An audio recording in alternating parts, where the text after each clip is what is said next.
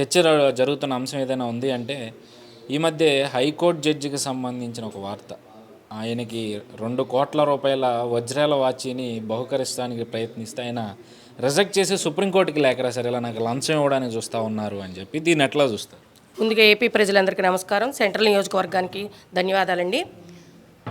ఎంత చండాలంగా ఉందంటే, ఒక రాష్ట్రానికి సీఎంగా ఉండి ఇవాళ ఆయన చేసిన హత్యల కానీ, ఆయన చేసిన స్కాముల గురించి కానీ ఉన్న కేసులు కొట్టేయించుకుంటాకి ఇంత దిగజారిపోయి ఆయన ప్రజెంట్ చేస్తే జడ్జి అంత హ్యాట్సాప్ చెప్పాలండి ఆయనకి. అంత బాగా నాకు వద్దు అని పైకి లేఖ రాసి ఇచ్చాడంటే ఆయన ఉన్నత మనస్తత్వానికి మనందరం శిరస ఉంచాల్సిందే. అంత దిగజారిన నడవడిక కలిగిన ఈ జగన్ గారు ప్రజలకి ఏం అందిద్దాం అనుకుంటున్నాడు, ప్రజలకి ఇంకా హత్యలు చేయడానికి ఈ విధంగా చేయొచ్చు అని చూపించడానికి ఇదొక ఉదాహరణ అనుకోవాలి. అంటే తను పొడిసేది తనే, ఆయిల్మెంట్ రాసేది తనే, మళ్ళీ ఎటువంటి నొప్పి లేకుండా అక్కడ మచ్చ లేకుండా చేసేది తనే. కాబట్టి ఇలాంటి వ్యక్తులు ఉన్న రాష్ట్రం మన రాష్ట్రం అవటం మా దురదృష్టం అని మేము అనుకుంటున్నాం. అసలు ఆ వజ్రాలు పొదిగిన వాచ్ ఇచ్చారంటండి. అది చూస్తే మాకు లైవ్లో చూపిస్తున్నారు. అంటే ఎన్ని కోట్లు నొక్కేశాడో ఉదాహరణకి చెప్పుకోవచ్చు. ఇలాంటి ఎన్ని స్కాములు చేస్తే ఇంత సంపాదిస్తున్నాడు, ఇన్ని గిఫ్ట్లుగా ఇస్తున్నాడు. మొన్న చూస్తే చంద్రబాబు గారికి లాయర్గా ఉన్నదా తనకి ఎన్ని లక్షలు, 50 లక్షలు, 75 లక్షలు పెట్టి కారు ఇచ్చాడు. అంటే తను తప్పు చేస్తూ ఉంటాడు, లంచాలు ఇచ్చి దాన్ని మాఫీ చేయించుకుంటూ ఉంటాడు. ప్రజలకు నేర్పిస్తున్నాడు అనమాట ఇలా బతకాలి అని. ఇక ఇది చూసిన ప్రజలు ఏ విధంగా నడవడిక ఉంటుంది, రేపు రాష్ట్ర ప్రజలు కానీ భవిత కానీ ఏ విధంగా దెబ్బతింటుందని ఉదాహరణకి జగన్ తీసుకోవచ్చు మనం. మన చంద్రబాబు నాయుడు గారి కేసులో చూసుకుంటే సిద్ధార్థ లుద్ర వీళ్ళందరికీ కూడా రోజుకి ఇన్ని కోట్లు, ఇన్ని లక్షలు జీతం ఇస్తున్నారంటూ కూడా వాళ్ళ మీద ప్రచారం చేశారు. మరి ఈరోజు దీని గురించి వాళ్ళు ఏం చెప్తారంట? మనోళ్ళకి ప్రచారం అంటే, మనోళ్ళు అంటే తెలుగుదేశం పార్టీకి ప్రచారం చేసుకోవడం చేత కాదండి. పని చేయటం, రాష్ట్రాన్ని అభివృద్ధి చేయటమే చంద్రబాబు గారి లక్ష్యం.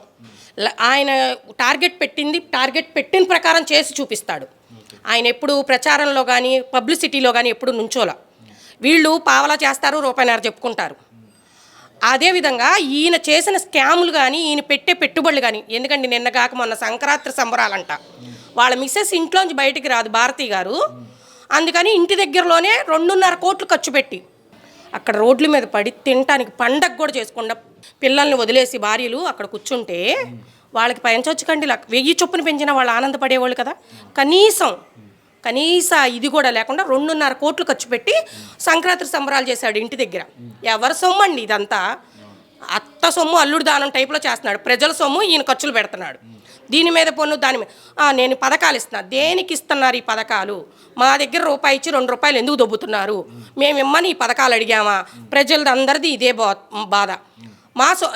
అంబేద్కర్ గారిది విగ్రహం ఆవిష్కరణ చేశారు.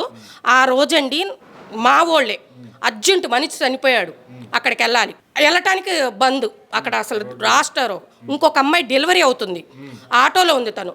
ఆ ఆటో వెళ్ళటానికి కూడా దారి ఇవ్వాల. చుట్టూరు తిరిగి వెళ్ళే లోపల అంటే ఒక హాస్పిటల్లో చూపించుకుంటాం, అదే హాస్పిటల్కి తీసుకెళ్తారు కదా. వాళ్ళకి ఒక ఇది ఉంటుంది, నమ్మకం, ఆ హాస్పిటల్కి వెళ్తేనే మాకు బాగుంటుంది. ఆ హాస్పిటల్కి వెళ్ళాలి అంటే చుట్టూరు తిరిగి వెళ్ళేసరికి ఆ టైం ఎంత అవుద్దో, ఆ కడుపులో ఉన్న బిడ్డ పరిస్థితి ఏంటి, తల్లి పరిస్థితి ఏంటి? దేనికండి? చక్కగా కొన్ని వేల మంది ఆ ప్రీడబ్ల్యూ గ్రౌండ్ మీద బతికేవాళ్ళు. అంటే అంబేద్కర్ గారిని నేను కించపరచట్లా, ప్రజా రాజ్యాంగాన్ని రాసిందే ఆయన, ప్రజలు శ్రేయస్సు కోరిందే అంబేద్కర్ గారు. విగ్రహం పెట్టి ఆయన్ని తిట్టుకునేటట్టు చేశాడు ఈ యదవ అనకూడదు, కానీ దేనికో మాకైతే అర్థం కాల. చండాలం అనమాట. ఆ టైం అంతా ఎంత టైం అంటే నిజంగా 2 రోజులు దాని గురించి కేటాయించారు. ఇదే విధంగా ప్రతిదీ చెప్పుకుంటూ పోతే కొల్లలుగా ఉన్నాయి ఆయన గురించి చెప్పాలి అంటే. ఆయన చేసే పరిపాలన దేనికి చేస్తున్నాడు, ఎవరి మీద ఖర్చుతో ఎవరిని ఇబ్బంది పెడుతున్నాడో ఒక్కసారి తను ఊహించుకుంటే చాలు. వాళ్ళ ఆవిడ బయటికి రాకుండా ఉండడానికి 2.5 కోట్లు ఖర్చు పెట్టి ఇంటి దగ్గర సంక్రాంతి సంబరాలు అవసరమా?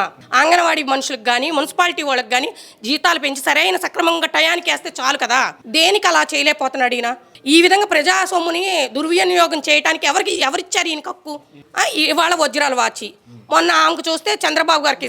అంటే నువ్వు దొంగతనం చేస్తూ ఎవరు చూడట్లేదు అనుకుంటూ పిల్లి పాలు తాగినట్టు తాగుదాం అనుకుంటున్నావా? ఎంతకాలం? ఇంకొక 90 రోజులు మాత్రమే నీ కాలం. ఇంట్లో కాదు, నువ్వు వెళ్ళిపోవడానికి సిద్ధంగా ఉన్నావు. నీ పరిపాలన నువ్వే చేసుకుంటున్నావు. ఈ విధంగా పబ్లిసిటీ చేసుకుంటున్నావు. మళ్ళీ ఇదేదో గొప్పగా నేను ఇచ్చాను, నేను చేశాను, పబ్లిసిటీకి చేసుకుంటున్నాను. అదే చెప్తున్నాగా, ఏది చేసినా పబ్లిసిటీ, పావల చేయటం, రూపాయన్నర చెప్పుకోవటం వీళ్ళకి అలవాటైపోయింది. సో ఇప్పుడు మరొక చర్చ ఏదైతే ఉరవకొండలో జగన్మోహన్ రెడ్డి చేసిన స్టార్ క్యాంపెయినర్స్ చర్చ, ఈరోజు పక్క రాష్ట్రంలో ఉండే వాళ్ళంతా కూడా చంద్రబాబు నాయుడు కోసం ఆంధ్ర రాష్ట్రంలో స్టార్ క్యాంపెయినింగ్ చేస్తూ ఉన్నారు, కుట్రలు కుతంత్రాలు చేస్తూ ఉన్నారు. మీ బిడ్డ అలా కాదు, మీ బిడ్డకి మీరే స్టార్ క్యాంపెయినర్స్ అంటూ కూడా ఆయన చేసిన వ్యాఖ్యలు ఎట్లా చూస్తారు? పక్క రాష్ట్ర వాళ్ళు ఎందుకండి, ఏమైనా పిచ్చోళ్ళ ప్రజలు కానీ చదువుకున్న వాళ్ళు కానీ అందరూ పిచ్చోళ్ళు ఏంటి? ఎందుకు చేస్తున్నారు సపోర్టు? ఆయన పరిపాలన బాగుందని, ఆయన పద్ధతి బాగుందని. దొంగకి పదవిస్తే, లంచకొండికి పదవిస్తే ఈ విధంగానే రాష్ట్రం ఏడ్చుద్దని ప్రతి ఒక్కరూ పాటు పడుతున్నాం. ఇవాళ ఇంట్లో కూర్చున్న మహిళ కూడా వాళ్ళ రోడ్డెక్కి మాట్లాడే పరిస్థితి తీసుకొచ్చింది ఎవరు? ఈయన. ఆయన విమర్శించే హక్కు ఈయనకి ఎక్కడుందండి? రెండు కలుపుకొని వస్తున్నారు, అందుకే ధైర్యం చాలట్లేదని కొత్త కామెంట్లు ఒకటి తీసుకొస్తున్నారు. ప్రజలకి ఎవరైతే ఏంటండి, ప్రజలకి న్యాయం చేసేవాడే నాయకుడు అవుతాడు. ప్రజలకి కావాల్సింది సరైన పరిపాలన. ఉన్న వాటినన్నింటినీ కొల్లకొట్టేసి నాశనం చేసి అమరావతిని డెవలప్మెంట్ చేయకుండా, ఒక్క కంపెనీని కూడా ఏపీ రాష్ట్రానికి తీసుకురాకుండా నాశనం చేసి పెట్టింది రాష్ట్రాన్ని జగన్మోహన్ రెడ్డి గారు. ఈ పరిపాలన చూసి ప్రజలు వద్దనుకుంటున్నారు, పక్క రాష్ట్రం వాళ్ళు కూడా ఉప్పు అని ఊసి పెడుతున్నారు మన మొహాల మీద. మన పిల్లలకి రాజధాని ఏంటో తెలియని రాష్ట్రంగా మిగిలిపోయాం మనం ఈ 4.5 సంవత్సరాల్లో. ఈయన ఇతర పార్టీల గురించి మాట్లాడతాడు. అసలు ఈయనకి మాట్లాడతాం వస్తే కదా ముందు మాట్లాడటానికి. ఏదో నేను కూడా మాట్లాడాను, అక్కడ స్కిట్ రాసుకొని వస్తాడనమాట. అది కూడా మీరు గమనించారో లేదో, ఇలా పెట్టి ఇలా చూస్తూ మాట్లాడతాడు, డైరెక్టర్గా మాట్లాడు. అది చదివి చెప్పడానికి కూడా కష్టంగా చెప్తాడు ఆయన. ఆయన చెప్తే మనం వింటున్నాం, మన కర్మ అది. అంటే ఇప్పుడు పవన్ కళ్యాణ్ని లేదంటే మిగిలిన సిపిఐ సిపిఎంలని వాళ్ళని విమర్శిస్తూ ఉన్నాడంటే, మొదటి నుంచి వాళ్ళు రాష్ట్రంలో ఉన్న ఏదైతే ఈ ప్రభుత్వ ప్రజా వ్యతిరేక నిర్ణయాల మీద పోరాటం చేస్తున్నారు కాబట్టి వాళ్ళని విమర్శిస్తూ ఉన్నారు. షర్మిల 2019కు ముందు ఆయనకి స్టార్ క్యాంపెయినర్గా పనిచేసిన వ్యక్తి ఆవిడ. ఈరోజు కాంగ్రెస్లో చేరి అన్న మీదే తీవ్రమైన విమర్శలు చేస్తూ ఉన్నారు ఈ 5 ఏళ్లలో ఆయన చేసిన ప్రజా వ్యతిరేక పనుల మీద. సో మరి దీన్ని ఎట్లా చూస్తారు? అసలు ఇన్నాళ్ళు ఆమె ఎక్కడ కళ్ళు మూసుకొని కూర్చుందో నాకు అర్థం కాల. ఇక్కడ తంతే వెళ్ళి హైదరాబాద్లో పడింది. తల్లిని తంతే దిక్కు ముక్కు లేదు. తల్లికి చెల్లికి న్యాయం చేయలేదని మన అందరం చెప్పుకుంటున్నాము, రాష్ట్రానికి ఏం చేస్తాడని. ఇవాళ మళ్ళీ వ్యతిరేకతగా అంటే వీళ్ళందరూ ఒక కామెడీ స్క్రిప్ట్ రాసుకొని వచ్చి స్టేజీ మీద ప్రవర్తిస్తున్నట్టుంది కొన్ని చూస్తుంటే. ఎంతవరకు నిజమో అన్నది పక్కన పెడితే అందరూ డ్రామా ఆర్టిస్టులే. వైఎస్ఆర్ రాజశేఖర రెడ్డి చచ్చిపోయి బతికిపోయాడు, కానీ ఇవన్నీ చూస్తే ఆయన అప్పుడు చచ్చిపోయాడు.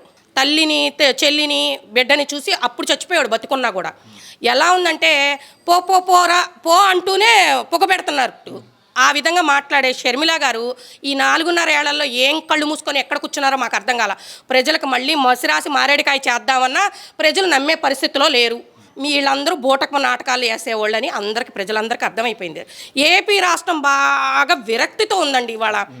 ఎందుకంటే ఎప్పుడు ఈ పరిపాలన పోయిద్ది, ఎప్పుడు మేము సరైన పరిపాలన ఎన్నుకోగలుగుతాం, ఎప్పుడు ఎన్నికలు వస్తాయి అని ఎదురు చూసే పరిస్థితికి దిగజార్చారు. ఒకప్పుడు ఎలక్షన్లు అవ్వగానే అమ్మయ్య ఎలక్షన్లు అయిని హ్యాపీగా ఇక్కడ నుంచి మా రాష్ట్రం బాగుంటుంది, మా పిల్లల భవిష్యత్తు బాగుంటుంది అనుకునే ప్రజలు ఇప్పుడు ఎన్నికలు ఎప్పుడు వస్తాయి అని ఎదురు చూసే పరిస్థితిని తీసుకొచ్చారు జగన్మోహన్ రెడ్డి గారు. ఎంత దిగజారిన రాష్ట్రం మందగా మిగిల్చేశాడు చరిత్రలో.